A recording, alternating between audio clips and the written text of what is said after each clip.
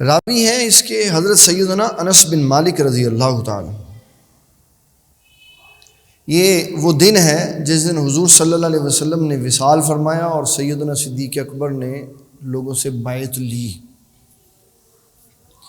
حضرت سیدنا عمر بن خطاب رضی اللہ تعالیٰ عنہ کہتے ہیں حضور کے وصال سے اگلا دن ہے، مسلمانوں نے حضرت ابو بکر صدیق کی بیعت کی اور عمر رضی اللہ تعالیٰ عنہ آپ بیعت کرنے والوں میں سب سے پہلے تھے. حضرت ابو بکر صدیق نے ممبر شریف پر بیٹھ کر کلمہ شہادت پڑھا، حمد و ثنا کی اور فرمایا کہ اللہ تعالیٰ نے اپنے نبی صلی اللہ تعالیٰ علیہ وسلم کو اس دنیا میں مبعوث فرمایا اور پھر تمہارے لیے اس کتاب کو پسند فرمایا اور اپنے رسول کے ذریعے سے تمہیں ہدایت عطا فرمائی.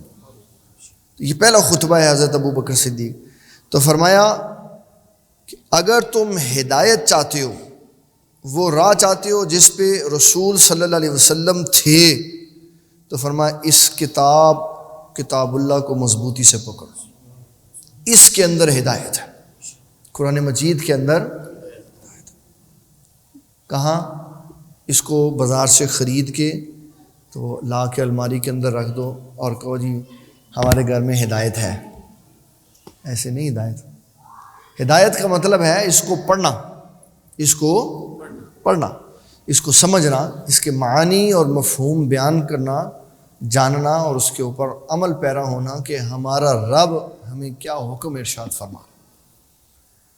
وگرنہ ایسے تو ہر طبقے میں ہوتا ہے کہ جب بیٹی کو رخصت کیا جاتا ہے تو قرآن مجید کے سائے تلے اس کو رخصت کر دیا جاتا، کہتے ہیں یہ خیر و برکت تیرے ساتھ جائے گی.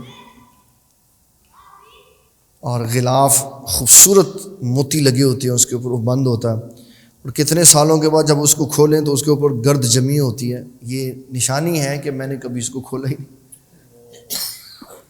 اس لیے یہ نہیں آیا، یہ اس لیے نہیں آیا، بلکہ یہ اس لیے آیا ہے کہ اس کو پڑھا جائے. حضور صلی اللہ تعالیٰ علیہ وسلم ارشاد فرماتے ہیں، حضرت ابو برزہ رضی اللہ تعالیٰ عنہ فرماتے ہیں کہ نبی اکرم شفیع معظم صلی اللہ تعالیٰ علیہ وسلم نے فرمایا جو قوم قرآن کی تلاوت کرے گی، اس کو پڑھے گی، اس سے ہدایت حاصل کرے گی، اللہ تبارک و تعالی اس کو ویسے ہی غنی کر دے گا جیسے اپنے محبوب کو کیا. اللہ اکبر.